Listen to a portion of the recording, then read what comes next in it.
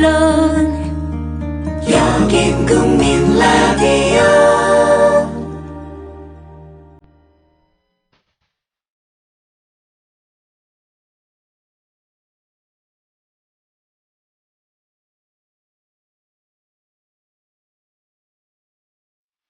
정치평론가 이강윤의 오늘.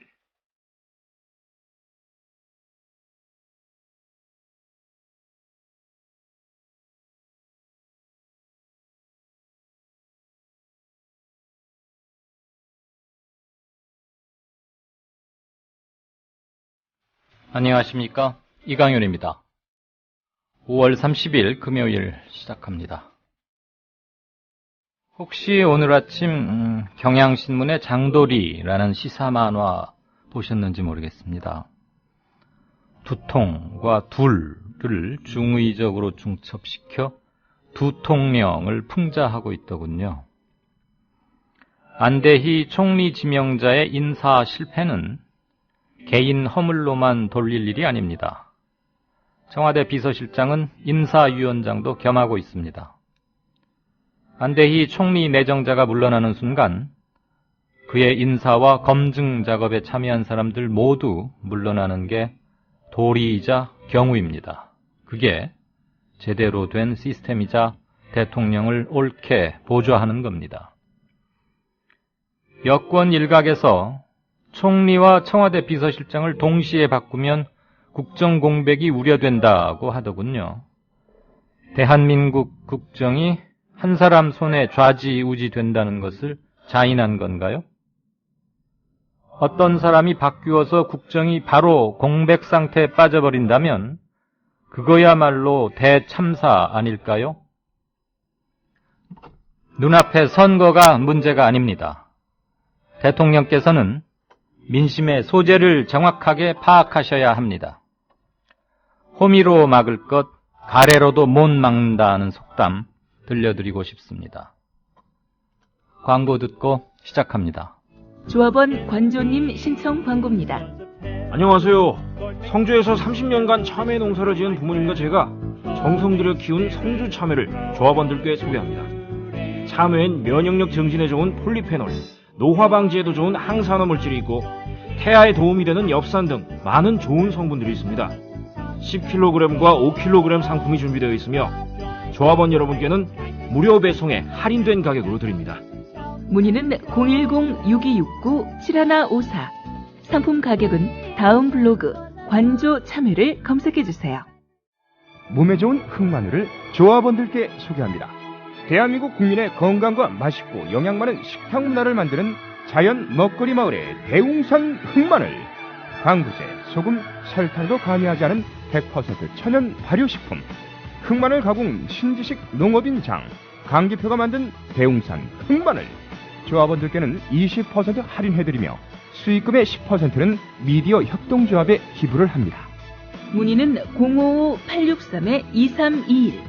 검색창에 네, 자연 먹거리 마을을 검색하세요. 주요 이슈는 지방선거 사전 투표율이 오후 5시 현재 4.27%. 이렇게 대규모로 이틀씩 잡아서 사전 투표를 하는 것은 이번이 처음이어서 마땅히 견줄 기준이나 선례는 없습니다만 상당히 높은 수치가 아닌가 싶습니다. 아까 4시까지는 3.%였는데 1시간 만에 0.4%포인트 정도 또 올라간 거네요. 상당합니다. 그리고 진도에서 선체 절단 작업에 투입된 민간 잠수사 1명이 사망했습니다. 서울시 교육감 선거에서 둘 다 보수 후보죠. 고승덕 그리고 문용린 후보가 관건 선거다 이러면서 서로 맞고발 사태에 이르렀습니다. 이번 주말 내일도 서울 청계광장을 비롯해서 주요 도시 늘 모이는 곳들이 있겠죠. 광장이나 번화한 곳. 저녁에 세월호 관련 대규모 집회가 열립니다. 선거를 앞두고 있는 마지막 집회여서 어느 때보다도 관심과 열기 이런 것들이 고조되지 않을까 싶습니다. 사회 또는 경제 관련 뉴스이긴 한데요. 정규직과 시간제 근로자의 시간당 임금이 10년 새 무려 3배로 확대됐다. 그런 뉴스도 들어와 있습니다.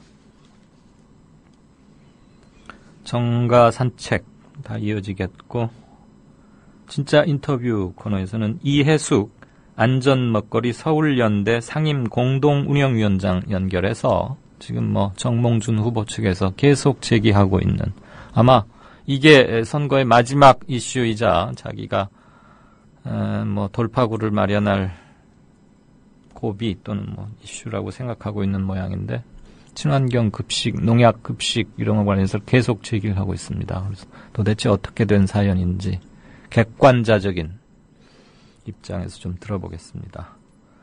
연희 때와 다름없이 하고 싶은 말씀들 올려주시고요. 그때 최대한 반영하겠습니다.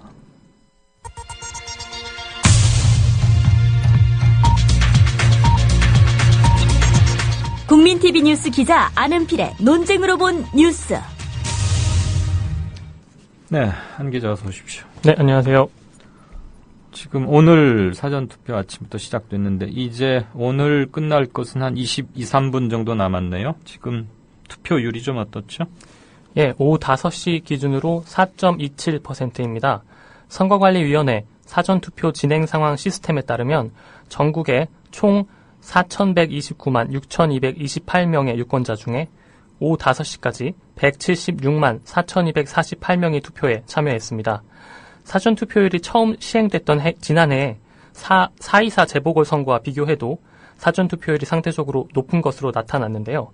오늘 오후 3시를 기준으로 본다면 사전투표율이 처음 시행됐던 2013년 4월 4.24 재보궐선거는 2.07%였고요. 같은 시간에 말이죠. 네, 그렇습니다. 오늘 같은 경우에는 3.39%였습니다. 그리고 10월 30일 재보선에서도 2.39%를 기록해서 이번 선거가 상대적으로 높게 나타났습니다. 네, 아무래도 인식도 많이 됐고 홍보도 많이 했고 또 이틀에 걸쳐서 하게 되고 사실 굉장히 편하죠. 어느 곳에나 신분증만 가지고 가서 주민센터 찾아가면 되니까. 아까 사전투표율이 처음 시행됐던 지난해 4.24 재보궐선거라고 그랬는데 사전투표제겠죠. 투표제도. 네, 어쨌거나 20대, 30대 흔히들 선거 때마다 나오는 얘기인데 제발 누구를 고르든 분명히 자기 참정권 포기하지 말고 꼭 참여했으면 좋겠습니다. 돈으로 따져보니까 1인당 1,400만 원짜리 투표 행위라는 그런 얘기도 있더군요. 선거가 이제 닷새 앞인데 서울시 교육감 보수 쪽 후보들이 서로 맞고발하고 왜들 이런데요? 예, 그렇습니다. 고승덕 후보가 문용린 후보 그리고 조희연 후보 모두를 비판했는데요. 고승덕 후보는 오늘 문용린, 조희연 후보가 단일 후보 명칭을 사용하면서 추대단체를 제대로 표기하지 않았다면서 각 가정에 배달된 두 후보의 선거 공보물에도 추대단체가 표기되어 있지 않는 것은 명백한 허위사실 공표죄에 해당한다며 서울시 선거관리위원회에 두 후보를 고발했다고 밝혔습니다. 고 후보는 오늘 서울시 교육청에서 기자 간담회를 열었는데요. 문 후보가 학교를 돌면서 교장과 교감, 교사를 통해 학부모를 동원해 간담회를 빙자한 관권 선거를 하고 있다고도 주장했습니다. 이에 대해 서울시 교육청은 지난 23일에 교육부가 지방선거 기간에 맞춰서 공직기강을 점검하라는 계획을 내려서 지난 16일부터 28일 관 내에 직속기관과 초, 중, 고등학교를 대상으로 점검을 했지만 지방선거와 관련해 특정 후보 지지 여부에 대한 표적감사를 한 적은 없다고 해명했습니다. 조희연 후보도 고승덕 후보 측을 선관위에 맞고발하겠다고 밝혔습니다. 네, 어제 정부가 발표한 정부조직법 개정안에 소방방재청을 해체하는 내용이 담겨서 논란이 일고 있는데 한 소방관이 소방방재청 해체 반대 청원글을 올렸는데 그 서명 좋아요 호응하는 숫자가 엄청나고 어제 또 마침 그 장갑을 사서 쓰는 어느 소방관 아내의 사연도 소개해드렸는데 오늘도 그거에 대한 반향 이런 것들이 막 커지고 있더군요. 아무튼 해경과 소방방재청이 한꺼번에 도매금으로 이렇게 취급되어야 할 것인가?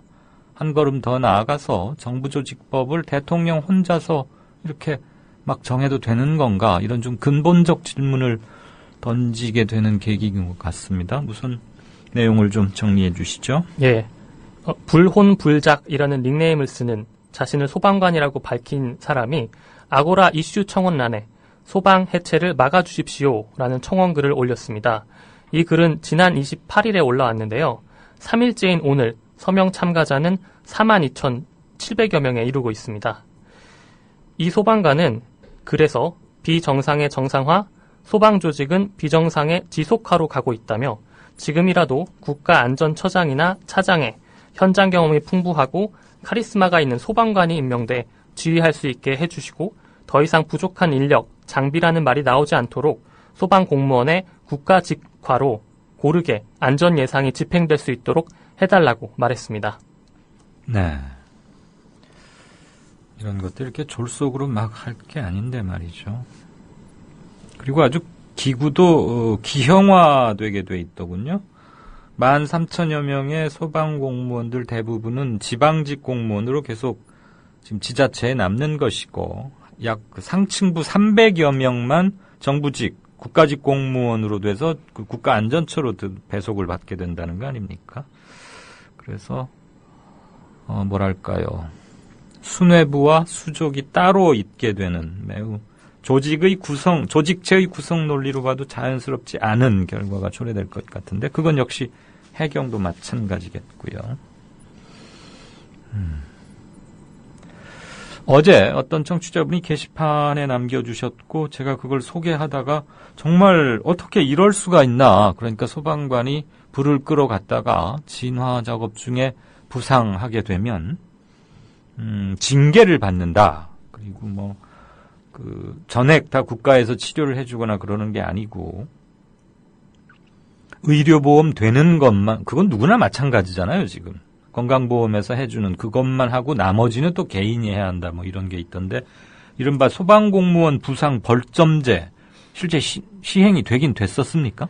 네, 시행이 됐습니다. 소방공무원 벌점제는 지난해 2월 4일에 소방방재청이 안전수칙 위반자 벌점제라는 내용의 훈령을 만들어서 각 지방소방본부에 하달하면서 시작됐습니다. 그 훈련 내용의 적용은 각 지역 소방본부마다 조금씩 달랐지만요.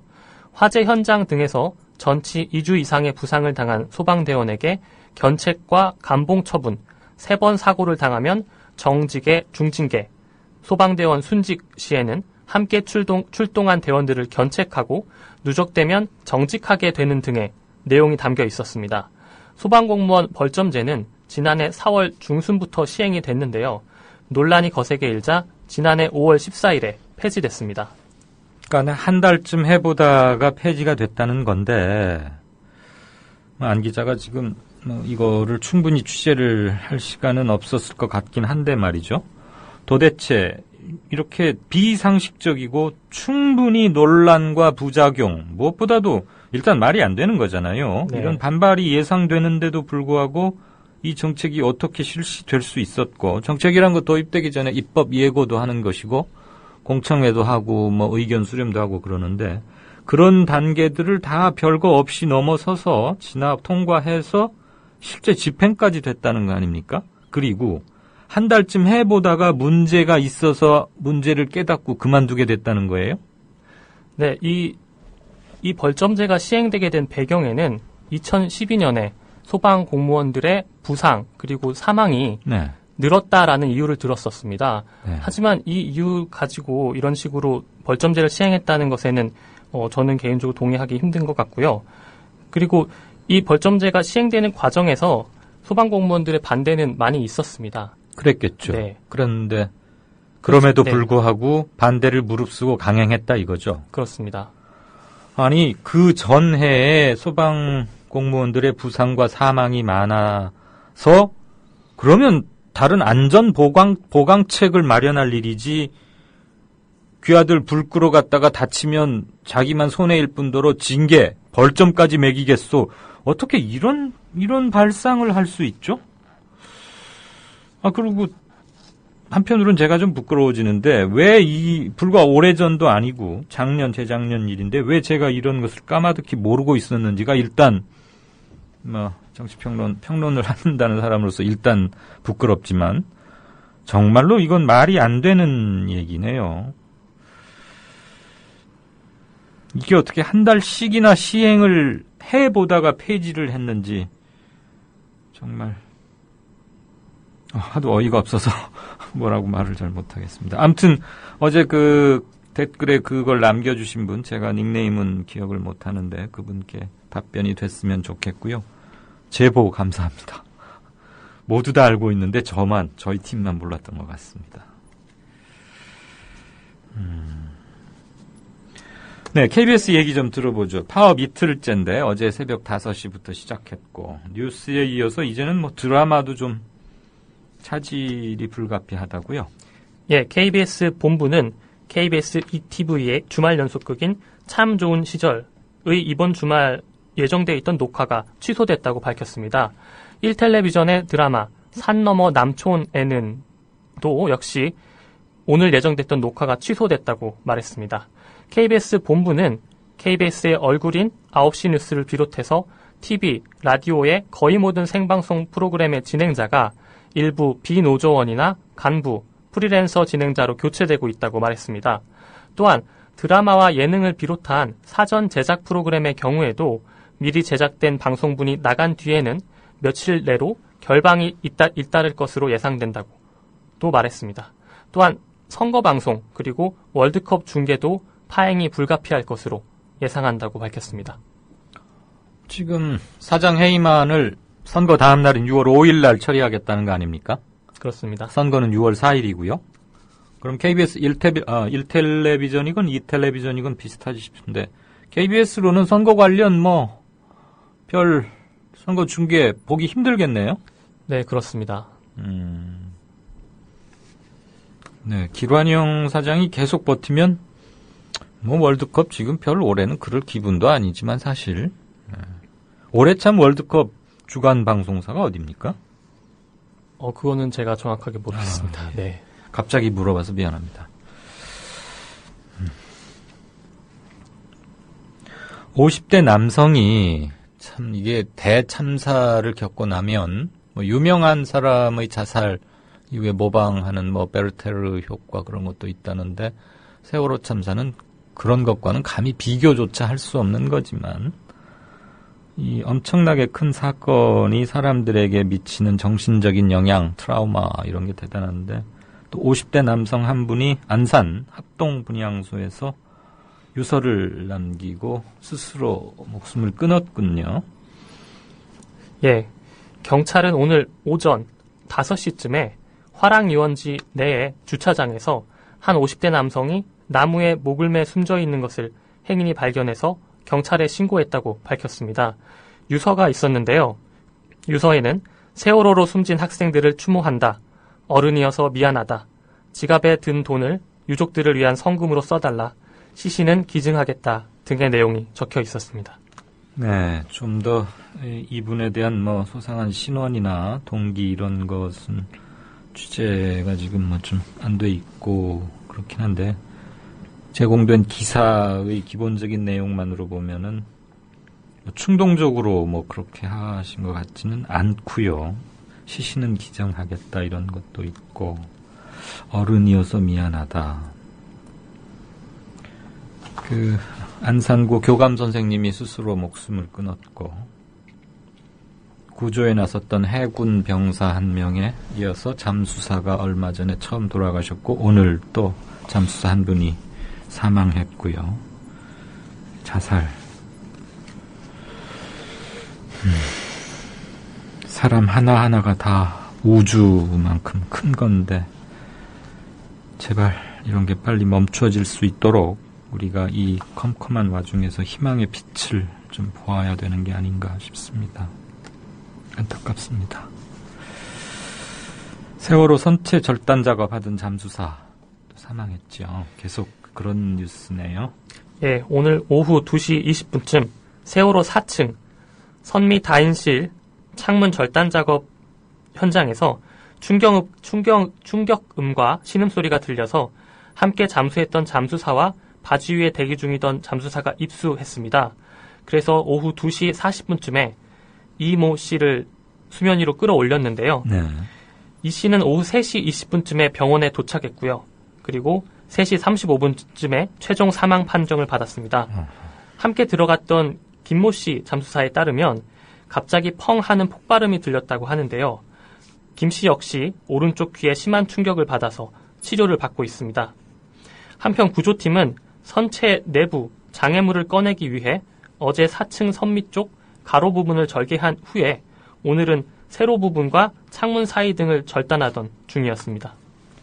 흔히 생각하는 뭐 잠수병이나 이런 것이라기보다는 폭발음이 있었고 또 다른 분도 귀에 뭐 부상을 크게 당했다고 하니 뭔가 절단 작업에서 무언가 폭약이나 이런 거를 터뜨렸고 그 과정에서 뭐가 잘못돼서 돌아가신 게 아닌가 그런 사고사일 가능성이 굉장히 높아 보이네요. 일단 네, 현재 정황으로는 좀 더 자세한 거는 뭐 전용 뉴스들에서 좀 확인을 하거나 해야겠습니다. 이렇게 되면 선체 절단 작업에 대한 얘기가 좀 주춤해질 가능성이 높겠고 이렇게 위험을 무릅쓰고 계속해야 하느냐 그 과정에서 또 지금 미 구조자 가족들과 재난대책본부 사이에 좀 또 힘든 시간들이 더 필요하게 되지 않을까 싶습니다. 어쨌거나 참 안타깝습니다. 46세의 이모 씨 잠수사 사고 인지로부터 사망 확인까지 1시간이 채 안 걸렸군요. 55분 만에 그만 한 분이 또 세상을 떠납니다. 이런 와중인데 서울대 국립서울대학교의 한 교수가 세월호 참사는 뭐 교통사고 정도에 불과하다 이런 말 했다고요? 예, 서울대 교수들이 세월호 참사에 대한 2차 시국선언에 동참할 교수를 모으는 과정에서 나온 말입니다. 시국선언에 동참해달라는 요청에 서울대 단과대학교의 모 교수가 답장을 보낸 내용인데요. 교통사고에 불과한 일을 가지고 서울대 교수 명의의 성명서를 낸다는 것은 부끄러운 일이라 생각된다. 개나 소나 내는 성명서 자제해 주시기 바란다. 라고 답변했습니다. 이 내용을 밝힌 것은 우희종 서울대 수의학과 교수인데요. 우 교수는 갑자기 내가 사는 것이 인간인 것이 부끄러워졌다면서 단순 교통사고로 바라보는 그의 시선과 함께 전국의 다른 대학 교수들이 개나 소가 됐다고 한탄했습니다. 네, 저도 페이스북에서 우희종 교수하고 친구인데 그 글을 봤고요. 뭐 조국 교수도 창피하고 죄송스럽다 그러면서 공유를 하고 그랬는데 그 교통사고에 불과하다, 개나 소나 어쩌고 했다는 무슨 과 아무개 교수랍니까? 그 부분은 우 교수가 직접적으로 밝히지는 않았기 때문에요. 예. 아니 막말하는 목래기? 목사 네. 쓰레기? 목내기가 발음이 힘들어서 목마라고도 한다면서요. 목사 악마. 그걸 뭐 목마라고 줄인다는데 이 서울대 교수 이런 사람은 뭐 교렉이라고 해야 되나요? 도대체 그러니까 목사들 우리 망발하는 거 다 실명으로 밝히고 보도하고 막 비난하고 그랬잖아요. 네, 그렇습니다. 서울대 교수면 공무원 신분인데 국립서울대 교수니까 당연히 네. 공무원입니다. 신분이. 이런 거 밝혀야죠. 그게 교통사고에 불과한 일이면 무슨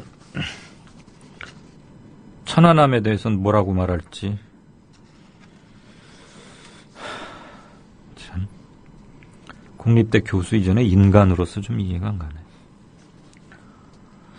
그 요즘 YTN 왜 그런데요? 어제 또 무슨 그 자막 사고가 큰 게 하나 터졌다면서요?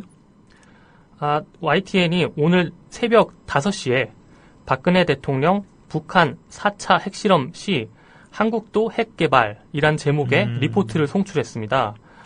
네, 박근혜 대통령이 미국의 월스트리트 저널과의 인터뷰에서 이같이 밝혔다는 내용이었는데요. 네.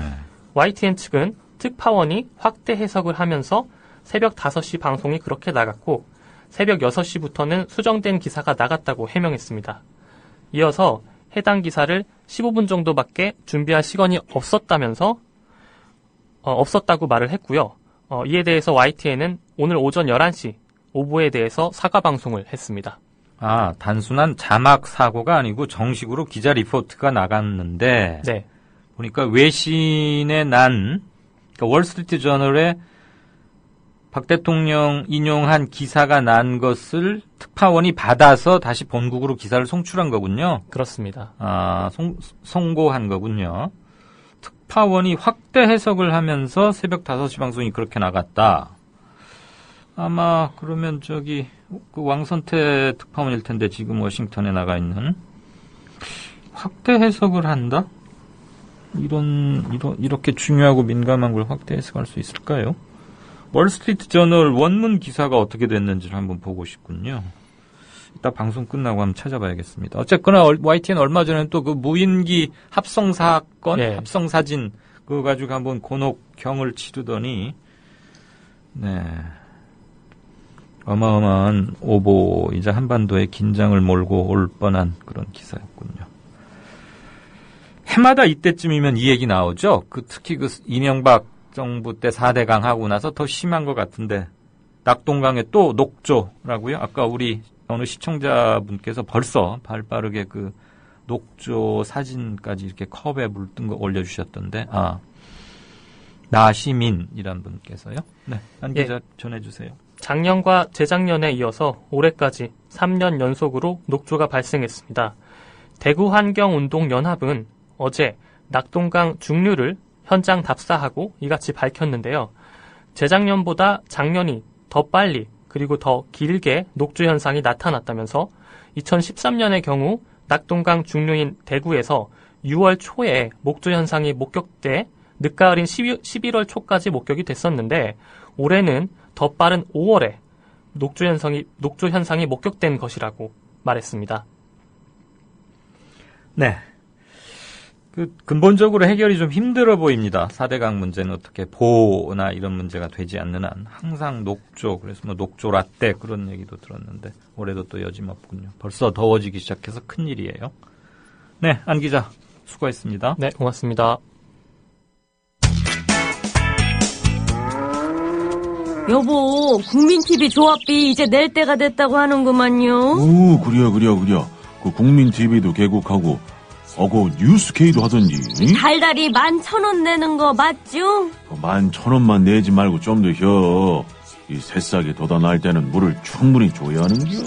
근데 인터넷으로 하려니까 보통 어려워서 뭔. 공정 언론을 꿈꾸는 미디어 협동조합 조합원이 해야 할 일. 조합비 납입입니다. 매달 고정 납입 어려우신가요?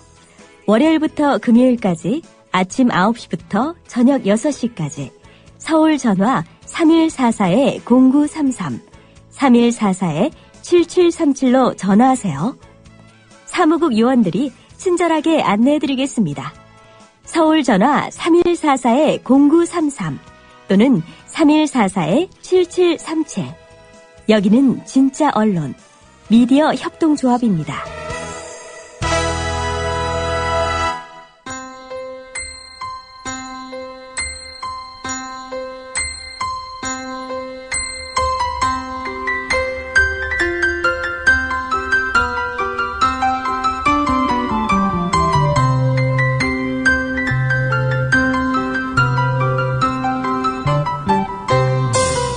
국민라디오 이강윤의 오늘 날씨 이야기입니다.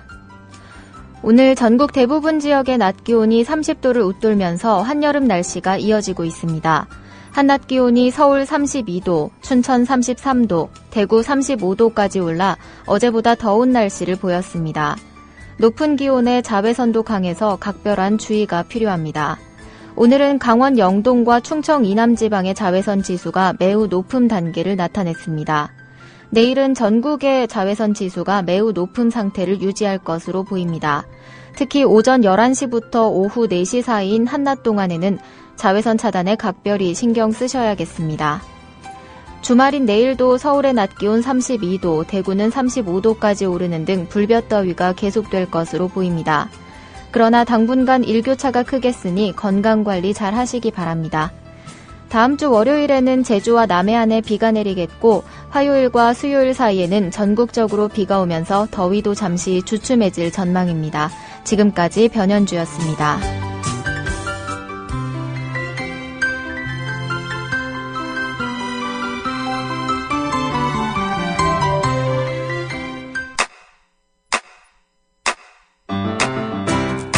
국민 라디오 지지하는 4가지 방법 아시나요? 다운로드하기, 별점 주기, 댓글 달기, 구독하기. 국민 라디오를 보다 많은 이들에게 전할 수 있는 가장 손쉬운 방법. 다운로드하기, 별점 주기, 댓글 달기, 구독하기. 잊지 마세요.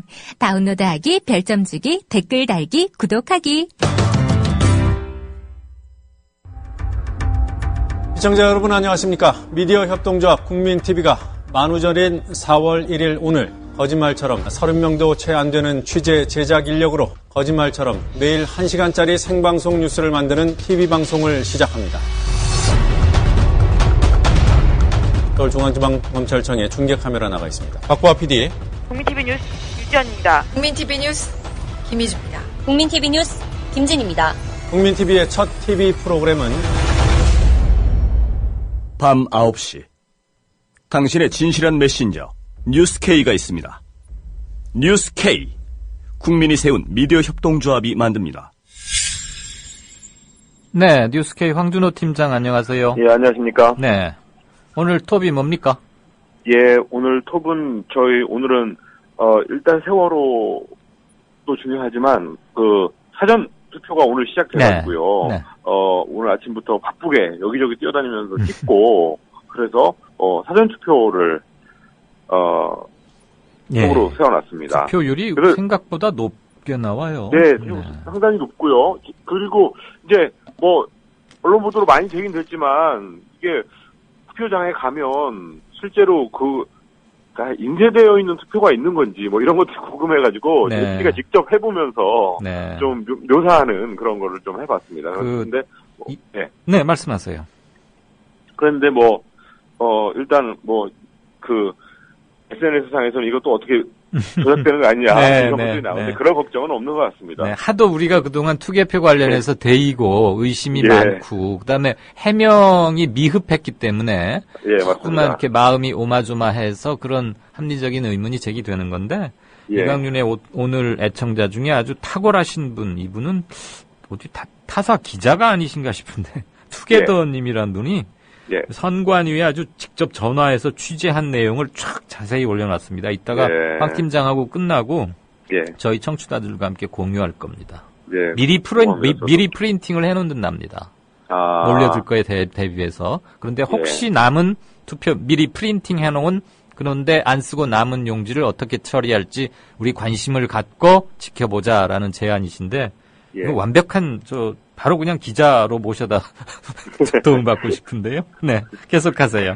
예, 그리고 이제 초박빙 지역 최근 여론조사들 오늘 마지막으로 나온 게 있어서 그런 것들도 정리하고 그러면 사전 역시 박빙 지역은 투표율이 굉장히 중요할 건데 그렇죠. 또 게다가 또 사전 투표까지 있으니까 이런 것들이 어떻게 변수로 작용할지 이런 거에 대해서 리포트를 만들어봤고요. 또 국회 전화 연결해서도 물론 오늘은 좀 그런 얘기를 할 텐데 한 가지 이제 세월호 국정조사 계획서가 어제 통과가 됐는데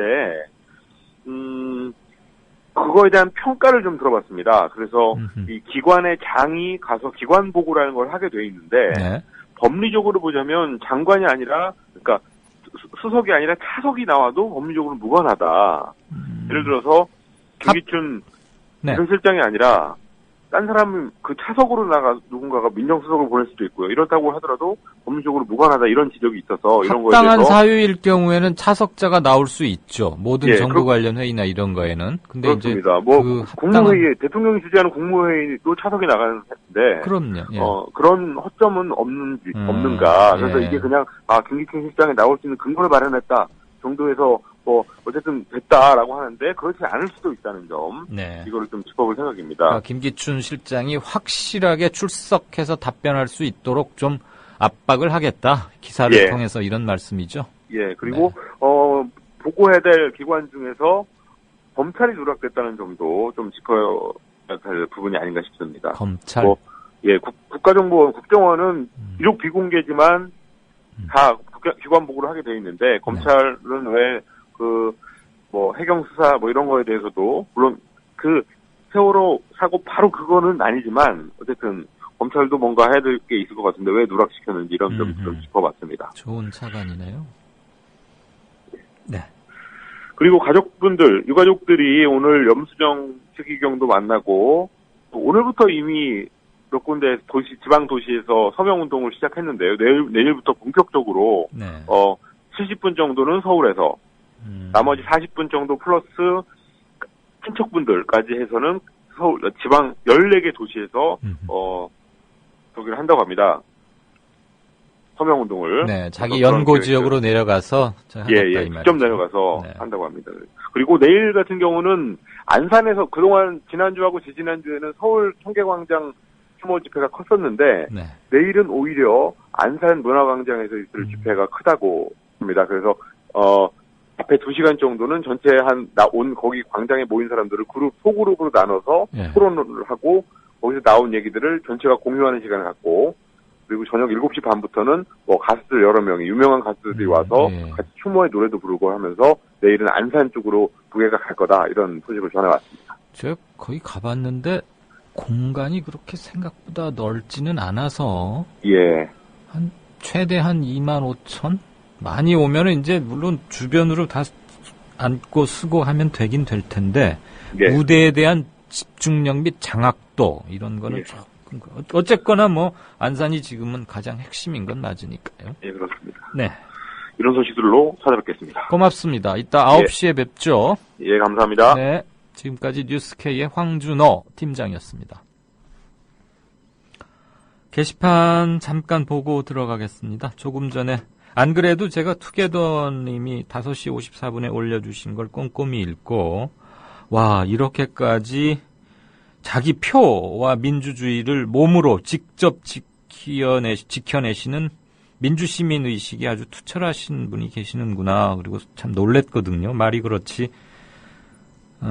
선관위에 이 투게더님은 직접 전화를 하셨답니다. 02503-1114 해가지고 중앙선관위 선거 2과에 배아무개 씨하고 통화했다라고 실명까지 밝히셨는데 행여라도 있을지 모르는 표 도둑. 전 투개표는 이제 우리나라는 그거는 좀 이제는 믿어도 된다고 생각은 하지만 제 개인적으로는 아무튼 이렇게 만사부려 튼튼이라 꼼꼼히 지키고 그래서 나쁠 게 없죠. 오히려 이런 것들이 그 관에 대한 시민들의 힘을 느끼게 하는 것이고 민주의식의 함양이 바로 이런 것이고 아빠나 엄마가 이렇게 하는 것을 자녀들이 또 보게 되면 그게 바로 민주시민 교육이 아닐까 싶고 정말 감동했습니다.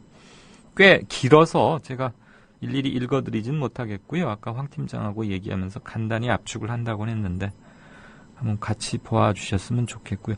어차피 이거 다들 보시죠. 이게 들으시면 소리만 들으시면은 여기 게시판은 못 보시기도 하겠구나. 그랬고 어느 분께서는 소방공무원들 뱀도 잡으러 다니고 고양이 있으면 고양이도 구출하고 불 끄고 119는 정말 무슨 만병통치약처럼들 부르잖아요. 이거 참 문제인데 그런데 이렇게 대접은 허술하고 분노를 표시해 주셨습니다. 돌발 질문을 받으면 누가 대답할 수 있냐고요? 기자 싫어해서가 아니고요. 듣는 청취자 입장에서 궁금함이 남지 않도록 하자 하는 게 저뿐만 아니라 그 데스크급에 있는 언론인들은 다 그렇게 됩니다. 도 박사님. 90분간 생방송하는데 누구를 싫어하고 말고 할 시간적 여유가 없다는 점 참고로 말씀드립니다. 네. 기왕에 쓰실 때 좀 예의를 갖춰서 써주시면 좋겠다는 말씀도 함께 아울러 정중하게 드립니다.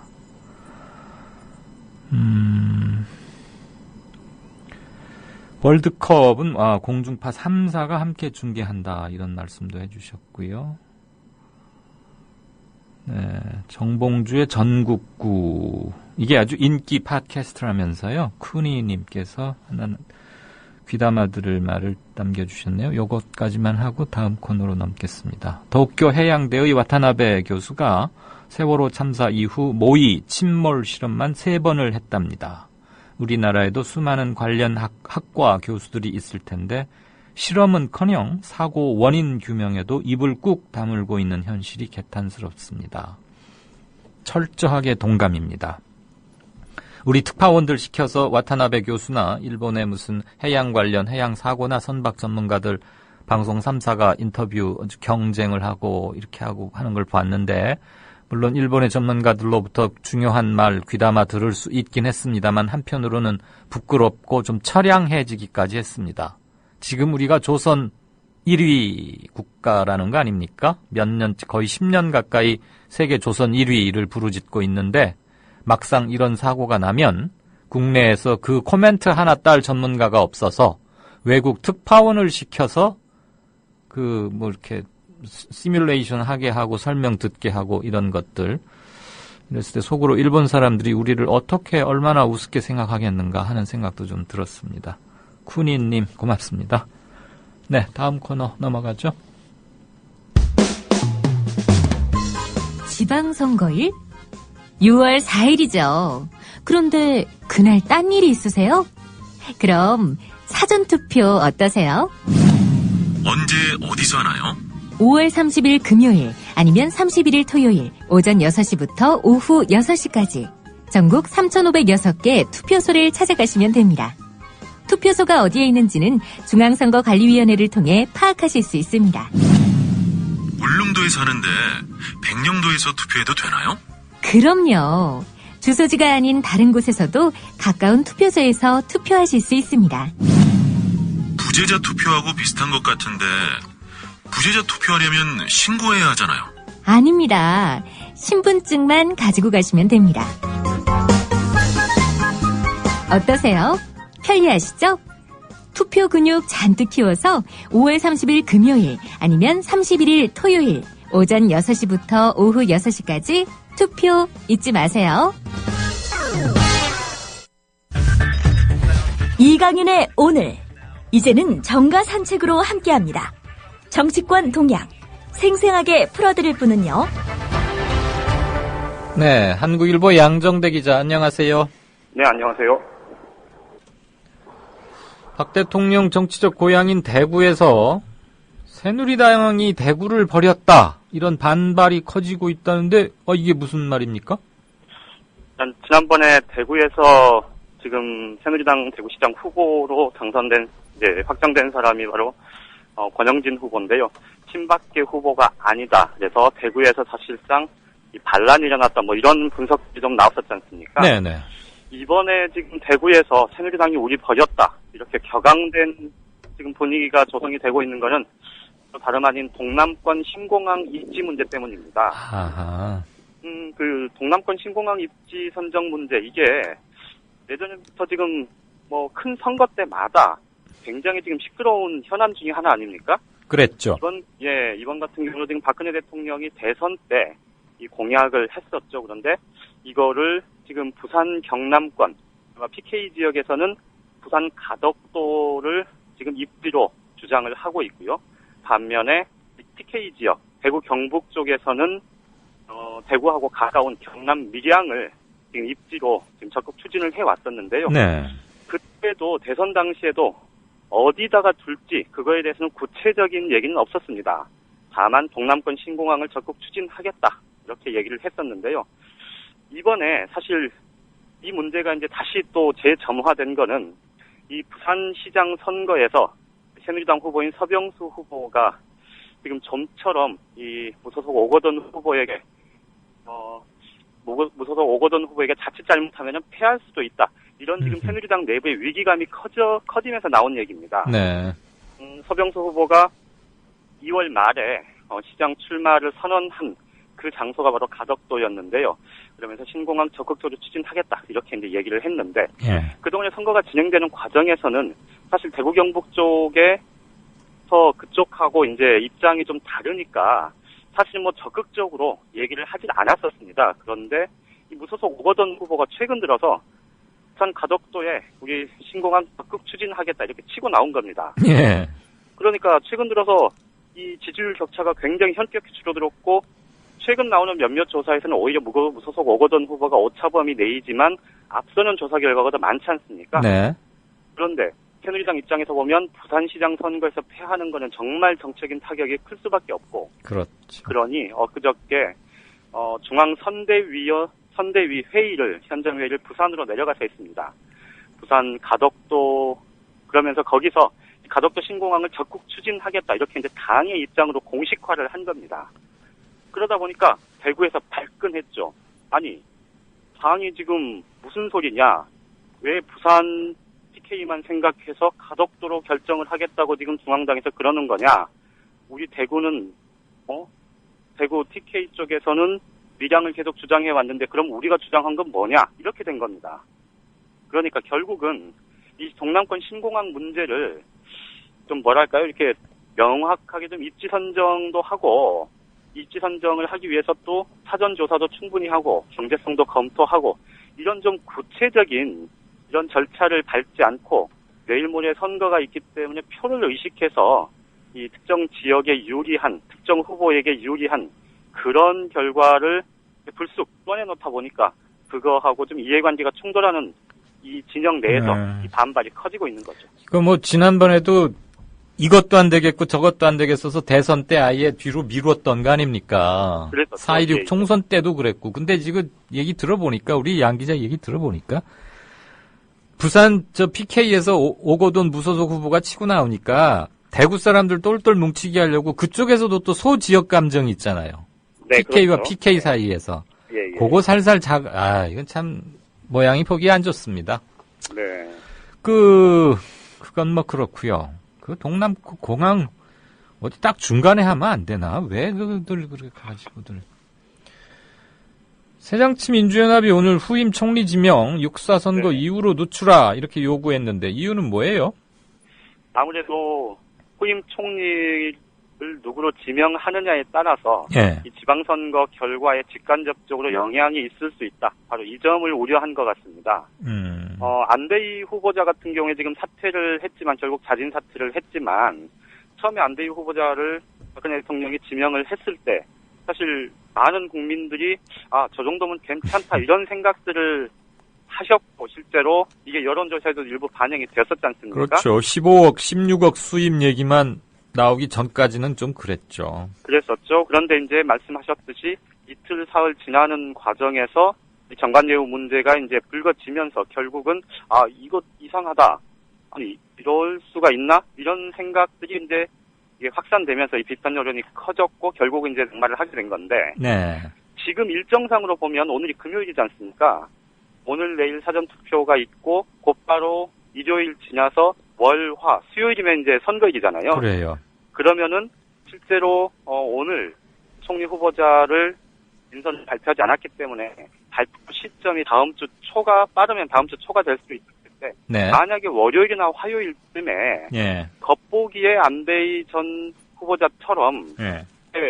국민들에게 신선하게 예. 혹은 좀 정책 의미가 부여될 수 있는 이런 인물이 선정이 되면 나중에 그 구체적인 검증 과정에서 흠이 드러날 망정. 그렇죠.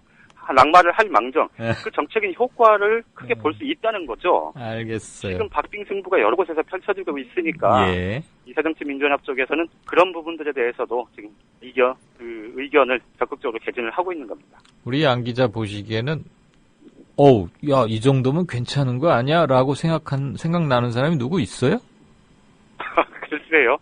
저는 사실 여권 인사들 중에서는 딱히 생각나는 사람이 없어요. 예, 사실 지금 양 기자 추론대로 월요일쯤에 이렇게 그분을 총리로 이럴 만한 사람이 있다면 선거에 하루 이틀 남았으니까 영향을 미칠 수는 있는데 과연 우리 사회에 그럴 만한 어른이 있는지는 한번 좀 보기에 따라 다를 수 있겠죠. 마지막 질문 드릴게요. 조금 짧게 압축해 주셨으면 고맙겠고 오늘 내일 이제 사전 투표 오늘 의외로 투표율이 높던데 네네. 사전투표율 높은 게 야당에 유리할 거다. 우리 흔히들 그런 말 하잖아요. 그렇죠. 투표율 네네. 높으면 야당에 그 공식처럼 돼 있는데 아니다. 그렇게 해석할 수만은 없다. 반론. 요지는 뭡니까? 반론의 요지는 2012년 대선 당시의 투표율 음흠. 이것에 대한 좀 이후에 상황에 네. 대한 해석 이런 거라고 봐야 될 것 같습니다. 그때도 투표율이 사실 예상보다 좀 더 높았잖아요. 예. 그런데도 이제 보수 진영 후보인 박근혜 후보가 당선이 됐었는데 이게 실제로 투표율의 문제가 단순히 투표율이 높으면 젊은 세대들이 열심히 더 참가를 한 거다라고만 해석할 수 없는 상황이 됐다는 그렇죠. 거죠. 지난 대선 때 아주 처절하게 학습했던 거 아닙니까? 그렇죠. 네. 특히나 지금 40대 또 50대 이 연령대가 사실 그 7, 80년대 민주화 운동을 거치면서 사실 사회 참여에 대한 그런 욕구가 굉장히 강한 세대지 않습니까? 네, 이 세대들이 사실 이제 사회생활을 하면서 보수화되고 이런 과정을 거쳤는데도 불구하고 어쨌든 투표에 대한 참여 열기는 예. 이전의 50대하고는 다르다는 거죠. 네네. 이런 부분들까지 좀 감안을 해야 된다 이제 이런 얘기인데요. 그렇죠. 오늘 실제 투표율이 사전 투표율이 뭐 첫날 치고는 아직 6시 최종 결과는 안 나왔습니다만은 5시까지만 하면 네. 뭐 작년의 재보선들보다는 훨씬 높은 상황인데 그러니까. 뭐 현장 얘기 들어보면요. 네. 젊은 층만 주로 있었던 게 아니라 그럽니다. 아하. 실제로 뭐 장년층, 노년층 유권자들도 굉장히 많았다고 하고요. 그래서 실제로 이번에도 이 사전투표율이 높은 게 결국은 야당에 유리하다. 이렇게 예. 분석하는 건 좀 포피적일 수밖에 없다. 이런 얘기가 나오는 겁니다. 지긋하신 분이 일찍들 오셨구나. 아무튼 뭐 앞으로 있을 큰 선거들은 세대 간 표대결 양상이 갈수록 뚜렷해질 것이고 이게 우리 사회의 문제이자 정치가 풀어내야 할 영역이 아닌가 싶습니다. 한 주일 동안 잘 들었고요. 여보세요? 네네. 네, 한 주일 동안 잘 들었고 네. 월요일, 화요일은 아마 우리가 정상 방송을 하고 네. 투표 당일날은 투개표 특별방송 체제로 가니까 양 기자 연결은 힘들 것 같고 예. 취재 잘 하시고 5일날 알겠습니다. 멋진 분석이나 부탁드립니다. 네. 고맙습니다. 예, 고맙습니다. 네. 지금까지 한국일보 양정대 기자였습니다. 어제 새정치민주연합 박광훈 대변인 황우여 전 새누리당 대표가 경상남도 함안군수 선거 지원 유세에서 이번에 세월호 사건도 사건이지만 이번에 사고가 굉장히 많이 나요. 장성에서도 사고가 나고 고양에서도 사고가 나고 시흥에서도 불이 나고 전부 야당에서 시장 군수 하는 곳에서 사고가 나고 있습니다. 이런 망발이 가능하다는 것은 그분의 평소의 언행에 비춰볼 때 납득하기 어려운 수준입니다. 평소에 하셨던 언행이란 정치권부터 우리 고운말, 한국에 얼마나 고운 말이 많아요. 그래서 남을 격려하고 그런 말이 있어요. 나쁜 말을 하거나 저주를 하거나 욕을 하면은요, 그게 자기한테 돌아온다는 거예요. 사실 이 발언은 올 초 당대표로 있을 때 신년 기자회견에서도 했었던 말. 국민 통합을 위하여 서로의 상처를 치유하는 언어 순화도 정치권이 앞장서야 합니다. 남에 대한 판단과 막말 또는 저주는 국민 통합을 저해할 뿐만 아니라 그 말에 상대방에게 합당하지 않을 경우 고스란히 말을 한 자신에게 돌아온다는 가르침이 있습니다. 정치권의 말이 달라지면 대한민국이 변할 것입니다. 그때 이런 말도 했었는데 압축 고도 성장의 이면에 드리워진 지역, 세대, 계층, 이념, 기관 간의 갈등이 우리 미래의 발목을 붙잡고 있습니다. 사회 갈등 지수가 OECD 평균 수준으로만 개선된다 하더라도 1인당 GDP가 7%에서 21%까지 증가한다는 보고입니다. 우리 사회에 내재된 상처와 갈등을 치유하고 공존과 상생의 문화를 정착시켜야 합니다. 국민 여러분께서도 국민 통합을 위해 힘을 모아 주시길 바랍니다. 야당 단체장이 있는 곳에서만 사고가 난다? 이런 말에 대한 박광훈 대변인의 일갈. 새누리당 출신 대통령이 있는 대한민국에서 일어난 일이 아닌가요? 황 대표가 어제 한 말이 대통령을 잘 뽑아야 된다는 말과 같은 말로 해석돼도 좋은지 묻고 싶습니다.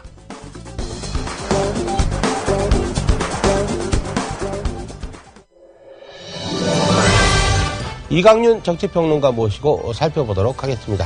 이광윤 정치평론가 나오셨습니다. 이광윤 정치평론가와 함께 전망을 좀 해보겠습니다. 이광윤 정치평론가 나오셨습니다. 기자 출신 정치평론가 이광윤의 오늘. 발등이 가려운데 구두 위를 긁는 일이 적어도 없도록 하겠습니다. 길 잃은 대한민국의 나침반이 되겠습니다. 이광윤의 오늘 5시 반 저녁길 시사 프로그램 이광윤의 오늘. 정치평론가 이광윤이 함께하는 국민라디오 이광윤의 오늘.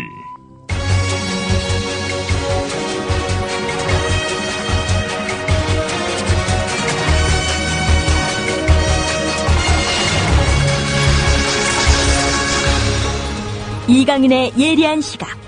이제는 뉴스의 행과 간을 짚어냅니다. 네, 행간. 첫 번째는요, 오늘 한겨레 신문 1면에 난 여권에서도 국가 개조보다 국정 운영 방식을 바꿔라 라는 목소리가 높아진다라는 제목의 기사 한 대목을 먼저 들으시겠습니다. 안대희 국무총리 후보자의 낙마를 계기로 박근혜 대통령이 인사정책으로 표현되는 국정 운영의 틀을 근본적으로 바꿔야 한다는 목소리가 커지고 있다. 세월호 참사에 따른 국가 개조에 나서기에 앞서 박 대통령과 집권 세력부터 일방적인 인사와 정책, 소통 방식 등에 대한 대대적인 혁신을 해야 한다는 지적이다.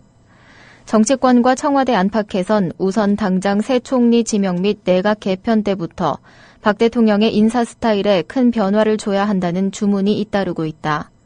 박 대통령이 세월호 참사 이후 국가 개조, 정부 조직 개편, 관피와 척결 등 정부와 관료 사회 전반에 대해 대대적인 변화와 혁신을 요구하고 있지만 정작 박 대통령 자신이 국정 운영 방식과 인사 스타일을 바꾸지 않는 한 이번 안 후보자 낙마에서 보듯 아무런 변화도 기대하기 힘들다는 것이다. 네, 제가 기회에 있을 때마다 박근혜 대통령이니까 국가 개조하겠다라고 말했던 그 순간부터 기회에 있을 때마다 저건 방향을 잘못 잡았다. 개조할 것은 국가가 아니라 정부다. 정부에서 일하는 사람들의 DNA와 업무 작동 방식, 몇십 년 동안 뼛속 깊이 박혀있는 그 고루한 생각이다. 그리고 그 정부를 대표하는 수반인 대통령부터 바뀌어야 한다라고 누누이 강조드렸습니다. 단지 국가 개조냐 정부 개조냐라는 말 꼬리 트집 잡기가 아니었습니다. 왜냐하면 이럴 때의 용어는 굉장히 엄밀성이 중요하죠. 국가는 아시다시피 주권, 영토, 국민 이 세 가지 요소로 이루어지는 것 아닙니까? 세월호 참사가 났는데 이 중에서 어떤 게 지금 문제가 되고 있는 거죠? 주권, 영토, 국민? 어느 것 하나 그 중에 그 세 가지 요소 중에 뭐 하나 문제가 생겨서 세월호 사건이 이렇게 참사로 터진 거 아니지 않습니까? 그러니까 개조해야 할 건 국가가 아니죠. 대한민국 국가는 그대로 잘 있습니다. 그 국가의 국정을 운영하겠다고 투표를 통해서 공무를 담임, 허가 받은 정부, 박근혜 정부가 문제인 것이죠. 자, 그 국가 개조냐 정부 개조냐는 이제 뭐 그 정도로 말씀을 드리고요. 결국 여권에서도 이런 얘기가 터져 나온 것은 안대희 총리 지명자의 인사 실패가 주는 충격이나 파장 때문입니다. 왜? 이건 안대희라는 총망받았던, 한때 신망받았던 대쪽 검사의, 개인적인 창피나도, 이렇게 쓸쓸한 퇴장, 여기에 그치는 문제가 아닌 것이죠. 작게는 수첩 인사가 빚어낸 참극인 것이고, 좀 더 크게 말하자면 이 나라에 인사 시스템이란 없다. 설령 있다고 해도 그들의 눈에는 전혀 문제가 안 되는 것들이다. 이를테면 정홍원 총리 이렇게 했을 때 사의 표명했을 때 안대희 총리 갑자기 뭐 3억인가 얼마 냈다는 거 아닙니까? 유니세프인지 어딘지 그 계좌이체로. 그리고 총리 지명 이렇게 그러면 본인 금융거래 뭐 이렇게 동의서 이런 거 하지 않습니까? 본인이 사인해야 할 수 있거든요. 그럼 자기에게 그걸 안대희 총리 내정자가 쓰면서 내가 지금 총리로 고려되고 있구나. 그리고 나서 사회환원 발표한 거 아니에요. 인사청문회 앞두고. 그럼 아주 순수하지 않았던 거 우리 다 이제 지난주에 이번 주 내내 공부했던 거니까. 그럼 다 알았단 얘기죠. 안대희 총리 내정을 발표하기 전에. 그런데 민정수석에 있는 사람도 법조계 출신이고 김기춘 실장도 국회의원 하다가 법조계 뭐 변호사니까 그렇게 하고 다 그들에게는 그게 그냥 당연한 거예요. 뭐 액수가 조금 뭐 대법관도 했고 국민검사인데 이 정도는 받아야지 이게 뭐가 잘못됐어? 라는 거죠. 그만큼 동떨어져 있으니까 이게 문제가 되리라고는 상상조차 못한 거예요. 그리고 안대희라는 이름이 갖고 있는 상징성이나 참신성, 원칙, 뭐 대쪽 같은 이미지. 그래서 대통령의 눈물과 안대희 총리 카드로 하면은 새누리 정국에서 우리가 좀 이제 탈출할 수 있겠구나. 오로지 그 생각만 작동했던 거죠. 완전히 한쪽밖에 없는 사고에 찌든 집단에게 아무리 정권을 투표에서 대선 투표에서 이겼다고 해서 그쪽에서 국정 담임 권리를 쥔다고 해도 그런 편향된 그리고 국민의 정서와 완전히 동떨어질 뿐더러 최소한의 논리적 정당성도 획득하지 못하고 있는 그룹에 국가의 중요한 기능을 맡길 수는 없다는 겁니다. 그렇다면 국정 운영 방식을 바꾸라고 우리는 요구해야 하는 거죠. 그건 박근혜를 지지했느냐 안 했느냐의 문제가 아니고 우리는 국민이기 때문에 대한민국 고에 같이 타고 있는 승객들이니까 조타를 하고 있는 선장이나 조타수 항해사가 지금 뭔가 변침을 하거나 잘못하면 승객들이 가서 말을 해야 되는 거 아닙니까? 배가 왜 이러느냐? 이거 불안해서 못하겠다. 지금 풍랑도 없고 조용한 것 같은데 왜 이렇게 배가 흔들리느냐? 이 쿵쿵 소리는 뭐냐? 만약에 최악의 경우에 안전 갖고 있는 거냐? 지금 이 배가 놓여있는 정보를 우리에게 알려달라. 요구를 해야 되는 거죠. 학생들은 아직 17살, 16살짜리들이 뭘 알아서 그런 말을 할 수 있었겠어요. 더군다나 조타실은 일반 승객들은 갈 수 없게 이렇게 베리어라고 그러나요? 그 장벽 이런 걸 쳐놨죠. 그래서 승객 출입 금지 구역이에요. 왜냐하면 그 선원들을 위협해서 납치할 수 있기 때문에 아예 해난 법에 그렇게 되어 있다고 하더군요. 그렇지만 지금 그건 이제 여객선의 얘기고 대한민국 호는 다르지 않습니까? 우리는 주권자로서 권리가 있는 것이니까 당연히 지금 운영을 바꾸라고 하는 것이고 김기춘 실장 한 사람이 지금 자리 비우면 국정 공백이 초래된다? 이런 말 같지 않은 사람이 어디 있어요. 만약에 그게 사실이라면 그럴수록 더 바꿔야 되는 거죠. 한 사람에게 집중된 어떤 권력이나 그럼 만약에 그 사람이 제대로 정상적인 사고나 심신의 문제가 생겨서 제대로 못하면 이 나라는 어떻게 됩니까? 여러 사람에게 균분시키고 그 사람이 없더라도 나라는 돌아갈 수 있도록 시스템을 만드는 거죠. 그리고 시스템을 잘 합리적으로 관리하는 사람이 중요한 것이죠. 그렇기 때문에 대통령께서는 여러 소리 할 필요 없이 여권에서도 이런 날이 나오고 있으니까 개조해야 할 건 국가가 아니라 정부고 정부에서도 정부의 조타 행위, 방향을 결정짓는 최상층부 사람들의 생각을 바꿔라. 그렇기 위해서는 어쩔 수 없이 인적 쇄신이 필요하다라는 말씀을 드리겠습니다. 둘째는 어제 저녁에 일본과 북한으로부터 동시에 발표된 앞으로 한반도 주변에 상당한 변화가 예상될 것 같은데 지금 우리는 세월호 때문에 아무것도 정신을 못 차리고 제대로 일상으로 돌아갈 수가 없죠. 지금 그런데 굉장히 중요한 변화가 한반도 주변 정세에 펼쳐지기 시작했습니다. 이것도 잘 대처해야 하는 문제인데 그런 점에서 골랐습니다. 중앙일보 일면 톱 기사를 일단 하나 골랐고요. 오늘 모든 조간신문들이 다 썼습니다. 북한과 일본 과거 청산으로 국교 정상화 실현 이렇게 해서 더블 쿼트를 씌우는 제목 하에 기사 한 대목을 들으시겠습니다. 북한이 일본인 납치 피해자에 대한 재조사를 실시하고 일본이 대북 독자 제재를 일부 해제하는 합의가 이루어졌다고 양측이 동시에 발표했다. 29일 오후 아베 신조 일본 총리는 북한이 납치 피해자, 납치됐다는 의심이 해소되지 않은 행방불명자를 포함해 일본인 납치 문제를 포괄적, 전면적으로 재조사하겠다고 약속했다면서 지난 21일부터 28일 스웨덴 스톡홀름에서 열린 북일 국장급 협의 결과를 발표했다. 북한 조선중앙통신도 같은 내용의 합의사항을 발표했다. 경제적 어려움과 외교적 고립에서 벗어나려는 북한의 의도, 임기 내에 납치 문제 해결에 전기를 만들겠다는 아베 총리의 이해가 맞아떨어진 것이다. 향후 상황 진전에 따라 양국 관계가 국교 정상화 논의 등으로 급격히 발전될 가능성도 제기된다. 합의문에도 불행한 과거 청산과 현안 해결과 함께 국교 정상화를 실현할 의사를 양측이 다시 한번 밝혔다는 내용이 담겼다. 네.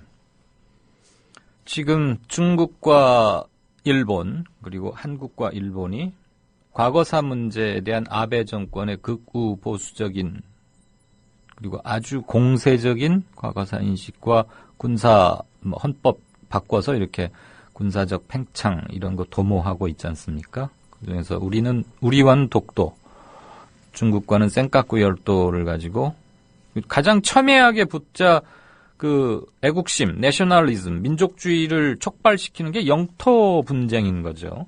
그런 와중에 지금 동북아 질서가 굉장히 팽팽하고 우발적 군사 충돌 가능성이 아주 높다고들 우려하고 미국은 이 과정에서 미국 위주의 태평양과 한반도를 둘러싼 지정학적 질서를 미국 위주로 계속 끌고 가기 위해서, 즉 중국이 계속 커나가고 있는데 그걸 견제하면서 자기들의 이익은 관철하려고 하는 마당에 있었기 때문에 일본을 강력하게 제재하지 못하고 있지 않습니까? 지난번 오바마가 순방하는 과정에서도 일본의 자유권 이런 거는 용인을 했지만 TPP 제대 일본이 거절했는데도 그만 냉정하게 못했죠.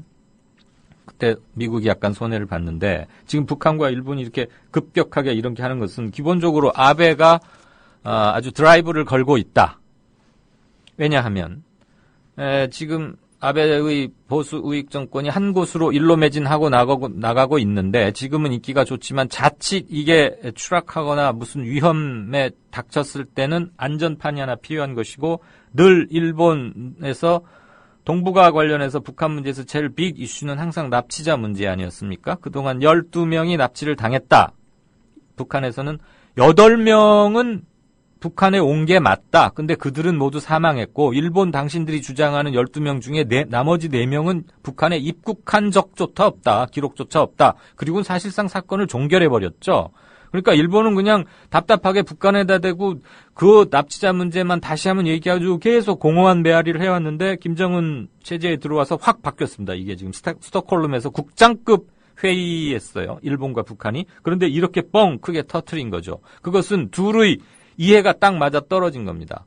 아베는 영토 문제로 인해서 중국, 우리와 심한 갈등을 빚고 있기 때문에 동북아에서 고립화되고 있는 것을 면하기 위해서 북한과 돌파가 필요했던 것이고 김정은 체제는 돈줄, 아무래도 이거 생각 안 할 수가 없었을 겁니다. 그 다음에 일본과 관계를 개선시켜 놓으면 얻는 외교적 카드가 굉장히 많아지죠. 이를테면 지렛대가 여러 개 생기는 겁니다. 미국과의 협상에서도 그렇고 핵을 가지고 있으면서 일본과 친해지면 육자회담의 분위기도 아주 달라지는 것이고 또 하나 이 문제를 지렛대로 잘 삼아서 북한과 일본이 가까워져서 만약에 국교 정상화까지 간다면 당연히 대일 청구권 얘기가 나올 텐데 우리는 김종필 오히라 메모 때 1962년 3년 그때 5억 달러 받았지 않습니까? 그거 가지고 역사를 팔아먹은 돈이다 어쩌다 했지만 아무튼 그걸 종잣돈으로 해서 경제개발을 하고 했는데 지금 국제사회의 관측에서는 최대한 5조 내지 한 20조 원 정도는 북한이 요구할 거고 일본도 그 정도는 지불할 능력이나 있을 것이다. 일본 납치자 문제를 어떻게 전향적으로 해결해 주느냐에 따라서 50억 내지 200억 달러예요. 많게는.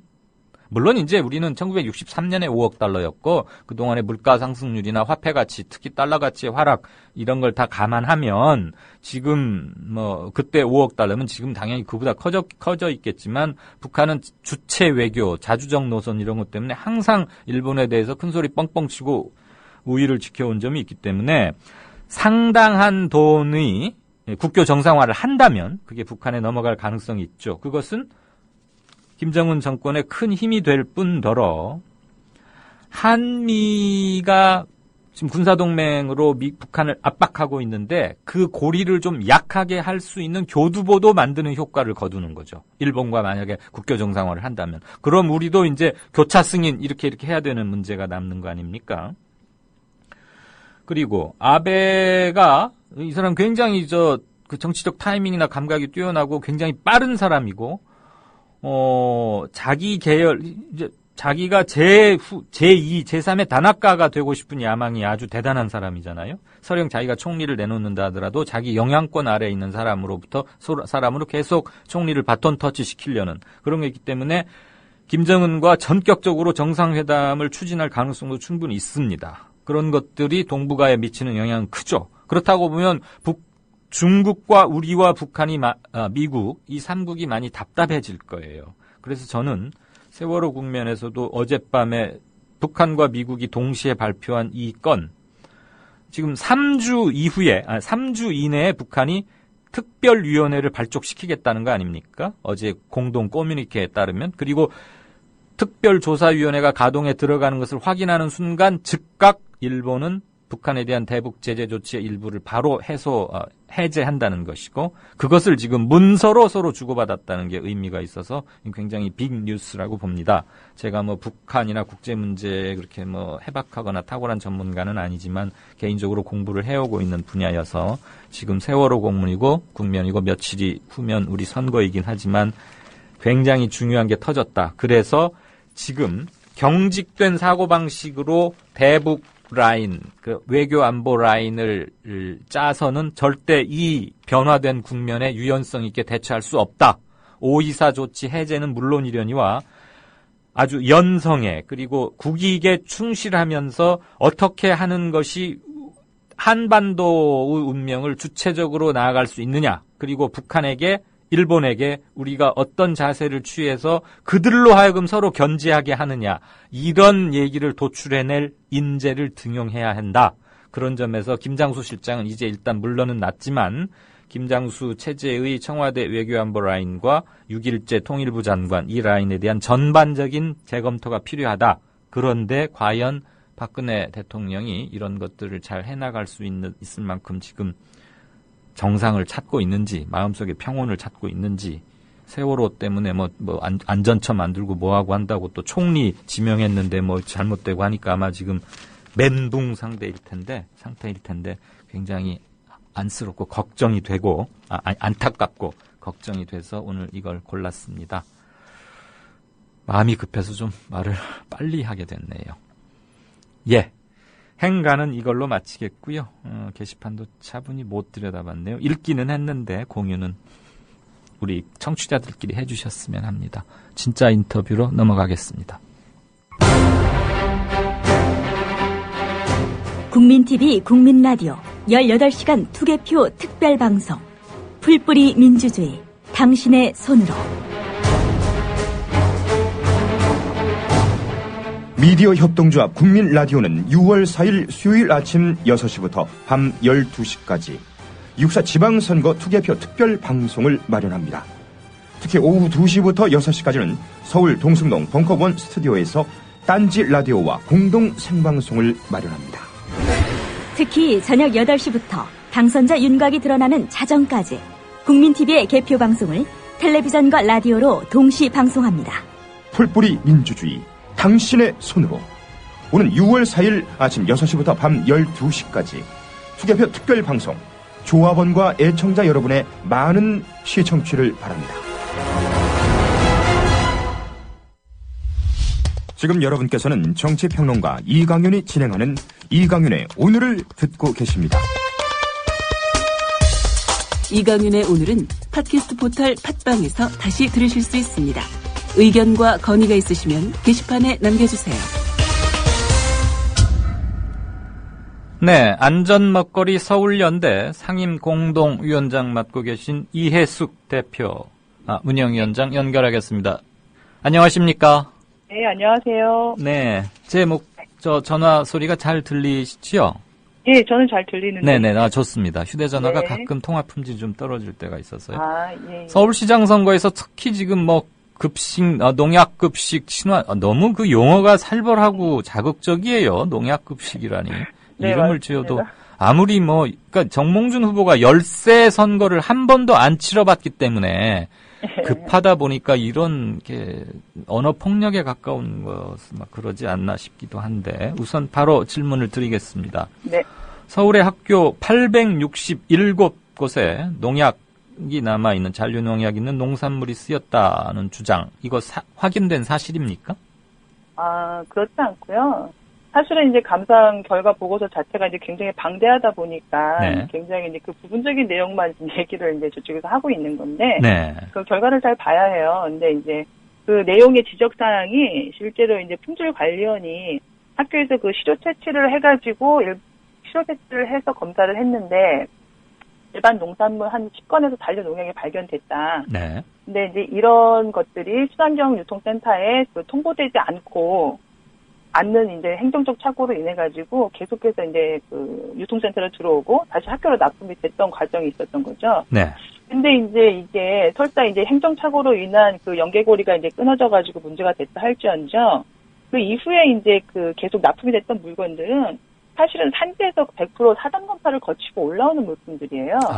미리 거치는군요. 예, 그럼요. 네. 예, 그리고 산지 자체도 이미 그 품질관리원 내지는 그 우리 농림부 산하의 인증을 받은 친환경 농지에서 생산된 산물이 산지에서 100% 검사를 받고 그리고 나서 유통센터를 들어와서 다시 표본 검사를 받고 다시 학교로 나가는 이런 이제 2중 3중의 이제 안전장치가 되어 있는 거거든요. 네. 그렇기 때문에 그 행정착오로 인해서 서로 정보가 공유되지 않았다 할지라도 그 이후에 오는 농산물은 산지에서 100% 검사, 그다음에 유통센터에서 또 이제 시료 채취 검사를 다 거친 후에 나갔던 거거든요. 네. 그러니까 이제 이런 문제들을 이렇게 이 문제가 좀 복잡하잖아요, 얘기하자면. 그러게요. 그러니까 이런 얘기들을 이제 제대로 하지 않으면서 예. 427개 학교에 4,300kg가 납품됐다, 이런 주장들을 하는데, 네. 이 사안에 대한 그 감사 결과 보고는 이 이제 품질관리원과 수학유통센터가 정보 공유를 제대로 안 했다. 해라 앞으로 이런 지적 사항이에요. 그럼 처음부터 답변을 이렇게 간단하게 이렇게 해버렸으면 네. 괜히 그랬을 텐데 그 구체적으로 답변 이렇게 예를 들어서 하다 보니까 마치 뭐가 있는 양 저쪽에서는 한 번 더 치고 들어 이런 게 조금 아쉬움이 남긴 합니다. 계속 그런 과정. 그리고 이제 사실은 이 사항에 대해서 경미한 그 감사원 결과 보고서 지적 사항들을 좀 이렇게 저희가 가볍게 본 사항도 있었을 거예요, 아마. 그러다 보니까는 이제 이런 문제를 얘기하면 복잡해지고 길어지니까. 네. 예. 이렇게 된 정황도 좀 있는 것 같습니다. 그러면 말이에요. 네. 농약이 그 잔류가 좀 남아있는 농산물을 납품한 생산자는 퇴출돼야 하는데, 그건 맞죠? 예, 그렇죠. 서울시는 이것을 제대로, 걸러내거나 이러지 못했다, 여기까지도 맞습니까? 예, 2건에 관련해갖고 서울시가 누락시킨 부분이 있습니다. 그러면 서울시는 왜 누락을 시켰을까요? 실수가 아니고 누락했다는 말은 알고서도 빠뜨렸다. 이런 의미로 들리는데. 그건 제 말 실수네요. 그래요? 예. 업무착오였습니다. 예. 그러니까 단순하게 누락이 아니라 업무착오였는데. 요 과정이 이제 또 어떻게 됐는지 보면. 네. 이제 실제로 이제 친환경센터에서 부적합 적발이 된 농산물에 관련해서 서울시가 이제 알게 됐으면 품관원에 또 통보를 해줘야 돼요, 정보를. 품질관리원? 예, 품질관리원에. 네. 그럼 품질관리원은 그 현장에 가서 그 현장 관리 감독을 다시 하고 그 이전에 주었던 인증을 취소하거나 행정조치 등을 취하거든요. 그 어떤 상황에 대해서. 근데 이거는 이제 좀 전에 그 질문사항은 그 품관원이 시료 채취해서 이렇게 잔류농약 검출을 해놓고 그러니까 유통센터에 통보를 안 한 거라면 요건 반대 상황. 친환경센터 품관원에게 정보를 줘야 하는 걸 친환경센터가 주지 않은 상황. 그러니까 이것도 역시나 동일하게 이 서로 정보 공유, 기관 정보 공유가 되지 않아서 문제가 됐던 행정착오 대한 지적 사항이거든요. 듣고 보니까 소통과 공유가 잘 안 됐군요. 가장 큰 그 감사원 결과 보고서의 가장 큰 지적 사항들이 네. 그 안전관리 실태 점검이잖아요.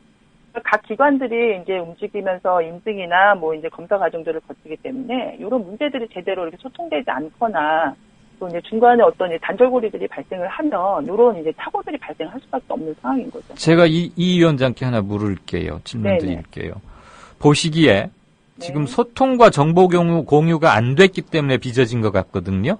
근데 그것을 교묘하게 침소봉대 시켰는데 그러면 이른바 공무원들의 특유의 그 아직도 여러 군데서 문제 삼고 있는 그 칸막이 의식 이거는 내 소관이 아니다. 이런 것들 때문에 지금 두 기관 간에 소통이 안 됐던 겁니까? 아니면 불통의 원인이 뭐라고 보십니까?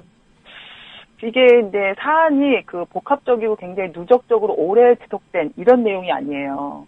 만들어진 지가 얼마 안 되잖아. 그렇죠. 2010년 3월에 추상교통센터가 만들어진 거고, 물론 이제 그곳에 근무하는 분들은 이제 공무원 신분을 갖고 계시죠. 그러면 이제 농림부와의 관계, 그다음에 이제 서울시와의 또 관계, 뭐 이런 것들이 이제 그 시교육청과의 관계, 이런 문제들이 다 이제 같이 묶여 있어요. 근데 이제 일단은 그 운영 기간 자체가 이제 길지 않았기 때문에 이것이 이제 장기간 뭐 이제 지금 되게 많이 이제 비판당하는 이제 그 관폐 문제 뭐 이런 것처럼 서로 칸막이 해놓고 서로 정보를 공유하지 않는 문제 이런 것부터 발생했냐 이런 거는 아닌 것 같아요. 조금 답변을 압축해서 부탁드리고 싶은데요. 죄송합니다. 기존의 공무원들의 칸막이 문화화는 아니다 이거죠. 그럼 원인이 뭐죠? 정보 공유가 안 됐던? 그러니까 이것이 그 단기 사항에 대한 그 정보 행정 착오 과정이었었는데 제가 보기에는 약간의 소통의 문제였던 것 같긴 해요. 그냥 아까 지금 지적하시는 것처럼 그 칸막이 문화 이런 거라기보다는 구조적인 문제는 아닌 것 같다. 네, 구조적 문제라기보다는 좀 현상적으로 발생할 수 있는 시행 착오와 업무 착오 이런 정도로 저희는 좀 판단하고 있습니다. 이거를 선거 전략으로 낚아채서 막 농약급식이라는 무시무시한 단어를 마치 그러니까 일본말 써서 죄송한데 때를 붙이는 식으로 이마에 주홍 글씨 새기는 식으로 그러다 보니까 아주 엄마들의 불안감을 이렇게 자극하려는 그런 것으로 이해되네요. 지금 위원장님 설명 들으니까. 그게 가장 큰 문제고요. 그럼 앞으로 그 소통의 문제는 내부 워크샵이라거나 이런 걸 통해 설령 뭐 시장이 어느 정파로 바뀌든 간에 사실 그런 사소한 데서 오해가 비롯되는 거지 않습니까? 여기서 교훈을 하나 잘 찾아야 할 것 같습니다. 그리고 친환경 유통센터나 그 품질관리원 여기 계시는 분들도 요번 것을 잘 교훈을 삼아서 미리미리 선제적으로 자발적으로 오해를 해소하고 이런 지적을 받았다고 먼저 말하면 사실 이런 일이 없을 텐데 그렇죠? 그렇죠. 그런 생각이 좀 듭니다. 농림부에서 그 해명 자료가 나온 게 있어요. 그게 바로. 근데 이제 그 내용을 보면 이게 이제 문제를 얘기하자면 또 다른 게 개입이 되는 건데 농림부 해명 자료에 의하면 자신들이 그 발견한 잔류농약 검사의 결과에 대한 것들을 시교육청에 통보를 한 거예요. 근데 시교육청은 얘기를 안 하고 있었어요. 그러면 이제 이거는 단지 의사소통의 문제였냐. 요거야말로 이제 요거는 제가 보기엔 의심받을 만한 정황인 것 같아요. 혹시 뭐 진도시장과 보수교육감 이래서 뭐가 안 맞았던 건 아닙니까? 글쎄요. 아이들 밥상 갖고 뭐 이제 그런 걸 가르는 게 참 가슴이 아픈 건데 사실은. 지금은 뭐 이제 일단 그런 국면이고 내용이 그렇다 보니 뭐 불가피하게 저희들도 이거는 뭐 의혹을 계속 제기하고 이제 뭐 비판적으로 바라보고 있죠. 네, 알겠습니다. 이 위원장님 말씀 통해서 우리가 정확한 실상을 알고 왜곡된 정보가 확대 유통되는 일은 없어야 될 것 같습니다. 오늘 핵심적인 말씀 고맙습니다. 감사합니다. 네, 지금까지 이해숙 상임 공동운영위원장이었습니다. 금요일이 저물고 한 주가 또 저무네요. 한 주 동안 들어주셔서 감사하고요. 오늘 클로징 멘트는 박후기 시인께서 해주시겠습니다. 직접 음성까지 빌려주시는 거 아니고 제가 그분 페이스북에서 하도 좋아서 옮겨왔습니다. 아이들의 미래가 궁금한가? 지금 당신이 처한 상황을 둘러보라. 그것이 아이들의 미래다. 바꾸지 않으면 당신의 과거 속으로 아이들의 미래가 걸어가게 될 것이다. 내일까지 사전투표일입니다. 바쁘시다면 내일이라도 꼭 미리 하시는 거 좋을 것 같습니다. 들어주셔서 감사하고요. 저는 월요일 오후에 다시 뵙겠습니다. 이강윤이었습니다.